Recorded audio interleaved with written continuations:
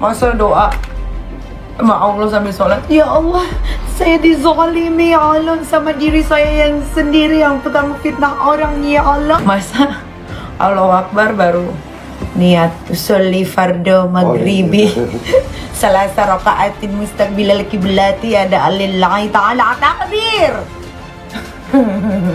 Wa qad nazzala 'alaikum fil kitab, dan telah tetap ketentuan dalam Al-Qur'an, an idza sami'tum ayatillah yukfaru biha wa yustahza'u biha, jika Anda mendengar satu saat ada ayat-ayat Allah diingkari atau minimal diolok-olok, dipermainkan di situ, siapapun orangnya. Dan diisyarat di ayat-ayat lain, umumnya orang-orang ini bukan orang bodoh dalam tata kehidupan manusia, dianggap pintar dia. Nah, jika Anda mendengar orang-orang mulai dia mengingkari ayat-ayat Allah atau bahkan minimal mengolok-oloknya, tolong rumus kaidah tafsir ini tolong garis bawahi ya, tolong dicatat. Kalau di Quran ditemukan kalimat informasinya tidak menyebutkan nama dan kapan kejadiannya, itu artinya peristiwa itu akan selalu terjadi berganti di setiap masa. Tapi kalau di Quran disebutkan satu kejadian, namanya langsung disebutkan, peristiwanya disebutkan, itu tandanya kejadian itu hanya akan menimpa orang dimaksud, tidak akan pernah menimpa orang-orang lain di masa yang akan datang. Wa Maryam ibnata Imran, Maryam anak perempuannya Imran, bisa mengandung, bisa melahirkan tanpa disentuh laki-laki manapun. Lam yamsasni bashar, kata Maryam, tanpa disentuh laki-laki manapun. Ini tandanya kejadian itu hanya akan dialami oleh Maryam, putrinya Imran. Makanya disebutkan langsung putrinya Imran, Maryam putrinya Imran. Karena mungkin ada orang-orang yang mengaku Maryam di masa yang akan datang mengaku, oh saya juga bisa mengandung, bisa melahirkan tanpa ada bapak. Kalau yang begitu banyak, tapi tanpa disentuh laki-laki manapun tidak ada, kecuali Maryam putrinya Imran. Wa Maryam ibnata Imran, Maryam putrinya Imran. Jelas di sini? Tapi kalau Anda temukan kalimat di Quran nggak pernah disebutkan namanya, atau minimal misalnya hanya inisialnya saja, nama aslinya tidak, maka hati-hati, peristiwa itu akan terjadi di setiap masa. Jangankan zaman dulu, sekarang pun, nanti pun ada orang-orang yang akan bermain-main dengan ayat-ayat Allah. Ada yang mengingkari, ada yang tiba-tiba mengolok-olok, ada orang mau tampil lebih baik tiba-tiba diolok-olok. Masya Allah, bahkan tidak main-main, ayatnya diolok-olok. Allah yang dipersoalkan, Nabi yang dipersoalkan. Ada yang menyebut Quran itu produk budaya, ada yang menyebut ini lebih daripada soleh, ada yang menyebut misalnya ke Arab-Araban dan sebagainya, ya, dalam konteks yang lebih luas. Itu banyak dari dulu, ya. Wah, kadang-kadang secara logika juga nggak konsisten. Oh, pakaian Arab, Masya Allah, ya, pakaian penampilan Arab, pakaian Arab, bacaan Arab, kenapa nggak pergi ke Arab saja? Alhamdulillah. Baik, antum pakaian Cina, mobil Jepang, Masya Allah, handphone Korea, antum mau pindah kemana?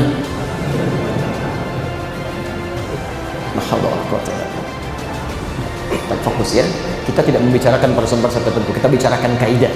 Kalau ada statement-statement seperti itu, siapapun orangnya, termasuk gelar-gelar agama dia sandang, entah kiai, entah haji, entah macam-macam, itu orang sedang di bawah standar, mungkin kurang sehat.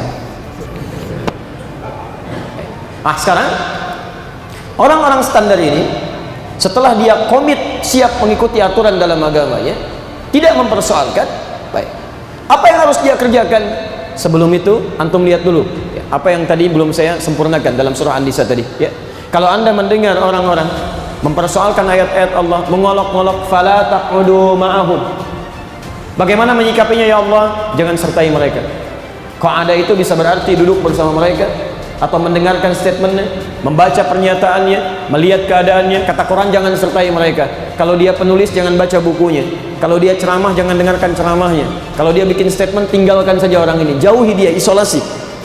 Tujuannya bukan ingin menghinakan dia, tujuannya hatta yakhudu fi haditsin ghairi, untuk menyadarkan dia bahwa ada yang salah dalam pernyataannya. Jadi kalau ada seseorang menyatakan kalimat tiba-tiba tidak sesuai dengan ketentuan agama, kemudian kita tinggalkan dia, itu memberikan efek kepada dia bahwa ada yang salah dalam pernyataannya, supaya dia bisa kembali lagi hatta yakhudu fi haditsin ghairi. Tapi hati-hati, innakum idzan mithluhum. Kalau antum terus sertai, terus dengarkan, terus baca, minimal kalau tidak pusing kata Quran, ujung-ujungnya bisa seperti mereka. Dan kalau Anda kerjakan itu, Anda misalnya kerjakan itu, maka ancamannya bisa lebih dulu masuk ke dalam neraka dibandingkan orang kafir. innallaha jami'ul munafiqina wal kafirina fi jahannam jami'an. Allah akan masukkan orang-orang seperti ini yang munafik ke dalam neraka bersama orang kafir. Itu disebutkan munafik duluan baru orang kafir. Wahnya menggunakan ma'iyah, tapi takdimnya munafik. Seakan-akan Allah ingin sampaikan, yang ini saya akan masukin duluan ke neraka nih, sebelum orang kafir. Jadi dia masuk duluan baru orang kafir. Kalau orang kafir ingkar kepada Allah kemudian mengolok-olok ayat, dia nggak punya iman. Tapi orang ini mengatakan beriman, tapi dia kemudian mengecilkan nilai agamanya. Ini yang bahaya. Jelas di sini? Baik.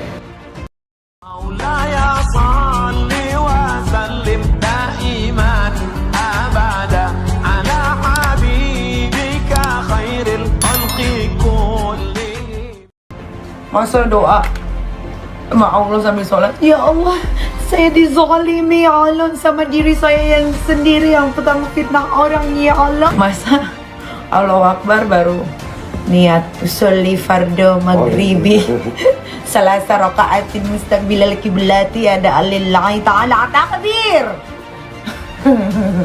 Wa qad nazzala 'alaikum fil kitab, dan telah tetap ketentuan dalam Al-Qur'an, an idza sami'tum ayatillah yukfaru biha wa yustahza'u biha, jika Anda mendengar satu saat ada ayat-ayat Allah diingkari atau minimal diolok-olok, dipermainkan di situ, siapapun orangnya.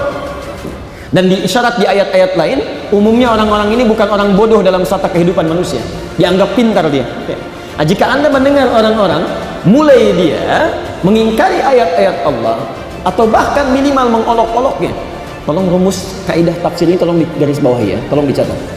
Kalau di Quran ditemukan kalimat informasinya tidak menyebutkan nama dan kapan kejadiannya, itu artinya peristiwa itu akan selalu terjadi berganti di setiap masa. Tapi kalau di Quran disebutkan satu kejadian, namanya langsung disebutkan, peristiwanya disebutkan, itu tandanya kejadian itu hanya akan menimpa orang dimaksud, tidak akan pernah menimpa orang-orang lain di masa yang akan datang. Wa Maryam ibnata Imran, Maryam anak perempuannya Imran, bisa mengandung, bisa melahirkan tanpa disentuh laki-laki manapun. Lam yamsasni bashar, kata Maryam, tanpa disentuh laki-laki manapun. Ini tandanya kejadian itu hanya akan dialami oleh Maryam, putrinya Imran. Makanya disebutkan langsung putrinya Imran, Maryam putrinya Imran. Karena mungkin ada orang-orang yang mengaku Maryam di masa yang akan datang mengaku